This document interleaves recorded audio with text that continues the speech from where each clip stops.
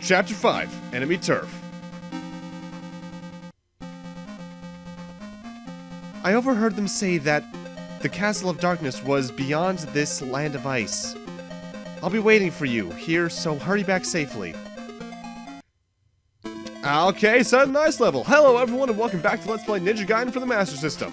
The last part we started off the game, and now we're in the required ice level, I guess. I'm not sure if I should give Ninja Gaiden 2 points for trying to at least incorporate it in the plot as loosely as they did that, or if I should give this more points for just saying, hey, screw it, here's the ice level. Now, the ice level here is probably one of the harder ones in the game, mostly just due to the ice physics. But at the same time, from this point on, I'm going to at least be trying to stick with the 4 fireball sub-weapon, and that's going to make this level a bit easier than it should be in some regards, just because that'll, as you can see, its homing potential is a lot greater than I think it even went on to last part. If the target it was going onto gets destroyed by one ball, or by you through other means, it'll lock onto whoever's next, and that makes it very useful in very crowded areas. Also helping this level be a bit easier, I think, than the other ice levels in the franchise that we've seen, is the way the wall jump works in this game. With the way the platforms are placed throughout the water, you can very easily just wall jump off of them and have very low risk of falling into any of the bottomless pits or the water. And you know what? I'm thankful for that. In the other Ninja Gaiden games, the knockback would either be too severe, or your control would just be too hampered by it, to the point where you wouldn't really be able to recover off something like that. Ninja Gaiden 2 and 3 are a bit better than that, and 1 in that regard, I suppose, but even then, I think you have the best control after getting hit in this game out of them all. Did not mean to use that bomb, but oh well. This part of the level is probably where something gets the most annoying, and it's something that I haven't really covered in the game yet. This is the only Ninja Gaiden game where you can walk while crouching, out of the ones I've played at least, for the channel.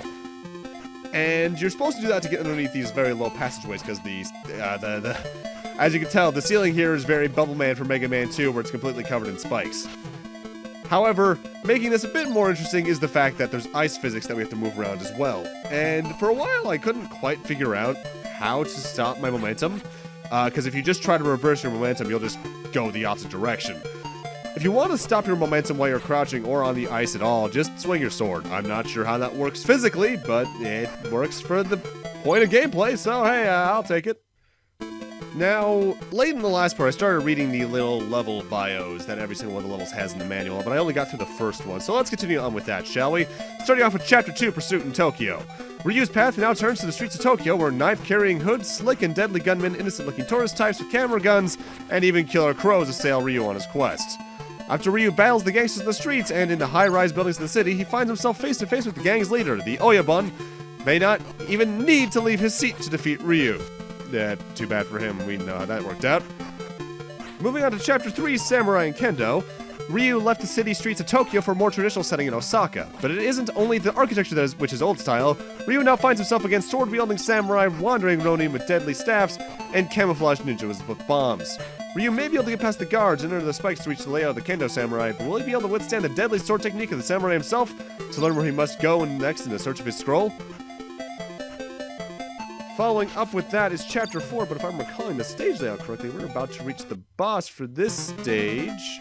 This is the Ice Ninja! And this boss is probably the most predictable in the game. He teleports between 4 positions on the screen, far left and right, and then the mid left and right of this platform here, and fires 3 projectiles in order of low, icicle, high, low, and then an ice cube which will slide along the floor. If you just realize this pattern is to go far right, mid left, mid right, right, and then repeat, this boss will not stand much of a chance to you at all. If you have a projectile-based sub-weapon especially, you've won. Not much of a chance otherwise. Honestly, this stage isn't even that hard. It's probably the easiest stage we've seen in the game in a bit. You may have defeated me, but now you must deal with the wrath of the Dark Shogun and his evil minions. By entering that cave, you'll seal your doom. Okay. And as we move on to Chapter 6, Raid. Raid's here. Well, what have we got here? Don't you know that it's not safe to go outside alone? Something bad could happen. We just rescued her, and she's already kidnapped again? Alright, so we've seen this kind of thing happen in a couple games, where we have an ice level that's immediately followed up by a magma level. However, the lava here isn't instant kill. It just knocks you back. However, being that bullets below it is also a bottomless pit, you're likely to die anyway. This stage is a bit interesting, though, in that we have weird little zombie enemies that don't really attack. They just kind of work like Redeads in Zelda, where they'll just kind of wander back and forth. Now, what is more annoying in this stage is the spawns from the lava itself, be it little fireballs that split into 3 more ones that try to aim for you, or more occasionally, 3 fireballs that spawn above the lava and home into you. The only way they can reliably take out those is the bomb attack by holding down the 1 and 2 buttons. And while that takes up a good 4th of your health, usually they're fairly good about giving you a health restoration item right next to where you need to use it, so don't feel too bad about having to use it. Otherwise, this stage isn't too different from the previous ones. Back to the manual, though, Chapter 4 was Rescue Geisha. The Kano Samurai has given Ryu a second task, the rescue of the samurai's daughter who is being held captive at Mount Fuji. She's the only person who knows where the Bushido is. To find her, Ryu must succeed in climbing Mount Fuji, but the path to the samurai's daughter is well guarded, not to mention the treacherous path up the mountain, over precipices, across ledges, and through swiftly moving rivers. Notable, Chapter 4 and 6, and I think even 7, don't actually have little notes about the boss fights in them. Chapter 5 did, though, and that's the land of the enemy. The geisha has told you how to get to the Castle of the Darkness, where the Bushido has been taken. But before you can enter the castle, you must first get across the slippery ice floes and through the frozen caverns to find the castle's entrance. The water beneath the ice is filled with flying fish who will take a bite out of Ryu if they have a chance, and the mercenaries aren't friendly either. No time for rest, however, because even if you can fight your way out of the cave, the only way into the Castle of Darkness is past the Ice Ninja. And that brings us here to Chapter 6, Raid! To reach the castle itself, you must first make your way through the hell-like underground caves. Molten lava bars your way, while ghouls, fireballs, and other creatures try to stop you from reaching your final goal. Yeah, now I think about it, this is probably the most supernatural stage in the game. One thing I'll recommend right now, though, is in this stage, if you don't have the sub-weapon I have, the 4 little firing fireballs, if you find it, try to hold on to it. Either that or the flame wheel, because both of them have very good use during the boss fight here. I prefer this one because it gives me more opportunity to hit the boss, but due to one of his attacks, the flame wheel could also be useful just for its invincibility. Why? Well, either way, you're in for a long fight, but without this weapon that I have now, this boss fight coming up can take upwards of 2+ minutes, if not longer. Why? The boss of stage 6 here is the stone golem. It falls down in 4 to 5 sections from the ceiling, not being a damaged box until it's fully completed, in which case it'll punch the ground, which will cause 2 things to happen. Some stalactites will fall down onto you, and a good portion of the ground around where he punches will fall away. You're going to want to stand at the extremes of the room for this fight, because if you're towards the center, he can potentially take out the entire floor. And then, when he's reforming, the moment he fully reforms, get a slash in for the first hit, and then run away. And then, after he punches, jump, and then hit the sub-weapon. If you have the one that homes in, you should get a second hit in all the same. Hopefully you'll avoid the stalactites, and then the fight will hopefully be over within a minute. This fight is absurdly long. If you don't have a good sub-weapon like any of the shurikens, really, you're gonna be here a bit. This is probably my least favorite boss in the game, not because it's honestly hard, honestly. In terms of content, it's probably one of the easiest ones in the game. It's more so just because it takes forever. And long boss fights are a welcomed thing at times, don't get me wrong, but it depends on why it's long. If it's long because it has a lot of health or something like that, fine, sure, whatever. But if it's long because of a battle of tedium more so than a battle of wits or skill, then it just becomes annoying. This is tedious. Rock. Just cold, lifeless stone. One who can control even an earth spirit is a deadly foe indeed. Just who is this dark Shogun? By the way, welcome to Chapter 7, Overcome. The Castle of Darkness. Not the kind of place I'd call home, that's for sure. You know, I commented about how the other version of this game's script that you can find out there is a lot more Ninja Gaiden-like in terms of how much dialogue there is in the scenes. But at the same time, I kind of appreciate the kind of one-linery feel they have to this version of the script.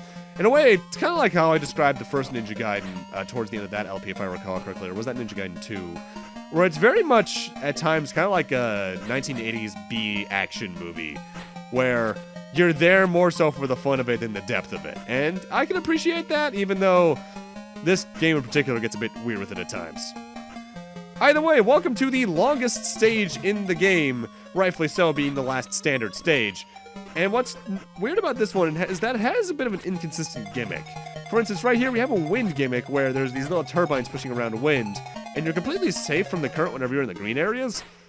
But fighting the wind is one thing, but fighting the wind while also dodging what they're throwing at you is something else entirely, especially these arrows, which unless you know they're coming, are kind of hard to dodge. Not a fan of that there.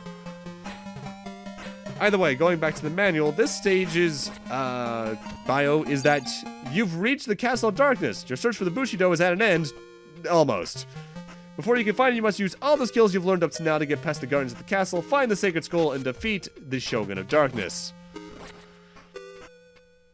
The secondary gimmick for this stage is that we have kind of another thing from one of the other games. I think it was Ninja Gaiden 2 that had this. Some spikes that'll kind of just go in and out in a pattern, as well as some Mega Man-styled reappearing, disappearing platforms. Good, just what I need, more Yoku blocks. Honestly, though, they don't tend to alternate with the spikes much. Like, you'll have a set of spikes that goes in and another one that goes out in tandem. They only really do that with these platforms. The spikes are more so one and done as a gimmick. They go in, they go out, and that's it for that group. Oh, God. Part of me wonders if, at some point in development, though, if this was going to be more, in terms of difficulty, in tandem with the main games, because without a doubt, this is the easiest of the Ninja Gaiden games I've covered thus far. And I can't tell if that's mostly just due to the fact that the Master System was a less powerful thing than the NES, or if it's just because this wasn't done by Tecmo. Because the Master System had some good games on it, don't get me wrong, most of them Sonic-related, but I can't help but wonder what this game would have been like if Tecmo had fully developed it. I just given the technical aspects, I doubt it would be as deep as the main trilogy, but I feel like there would have been more of an effort there.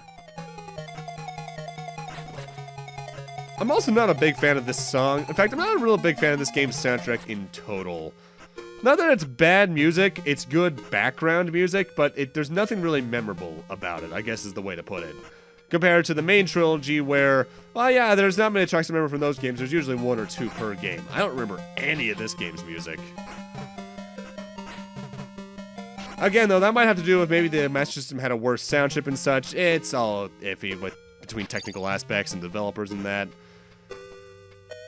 Although now I'm curious as to who composed the music for this game. Let me see if I can find something about that. Let's see, I'll probably find that in the Wikipedia article. Takashi Horiguchi, according to Wikipedia. Let's see. Alien Syndrome, Master of Darkness. Some Kamen Rider games from the 90s, especially on the Super Nintendo. Sonic Triple Trouble, that's a good soundtrack. And that's about it that I recognize. Looks like he hasn't done much work since the mid-90s, so I assume either he's doing other things now, or they just moved on in total to something else. But still, they made the Triple Trouble music, so they can do good music, so I'm wondering if it was just something behind this game scenes that caused some unmemorable stuff to happen. Or again, it could just be the console itself, which is very possible with the Master System / Game Gear, because I think they shared a sound chip. They definitely sound similar. Speakers were worse on the Game Gear, of course, but that's because it was a handheld in the 90s. And those rarely had good speakers.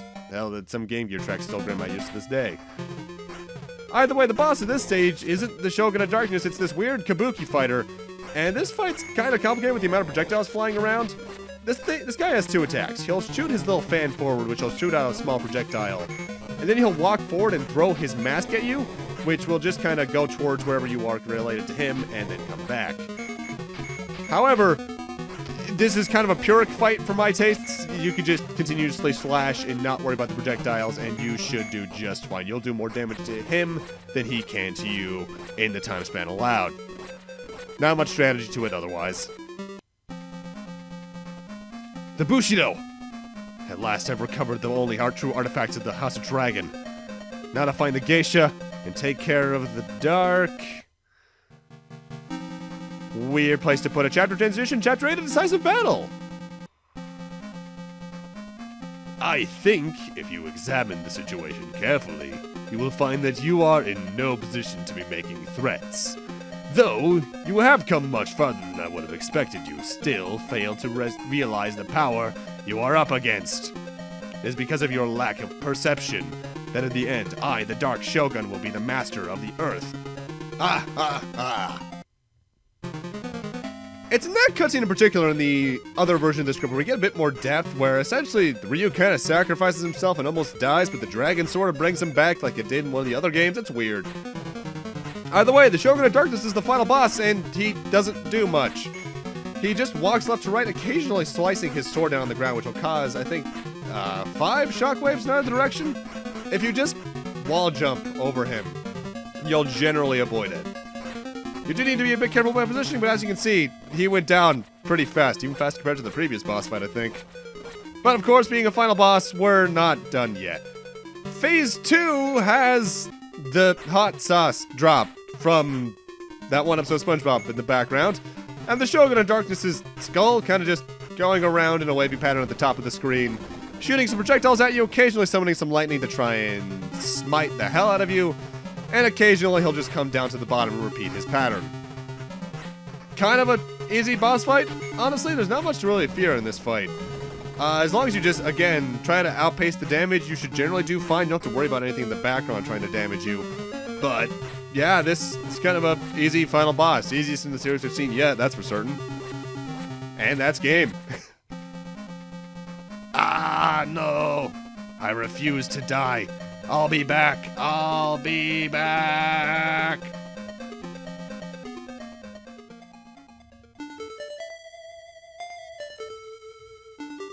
You never know. He may appear again like he said. But I'll get him next time too. No matter how many times he comes back.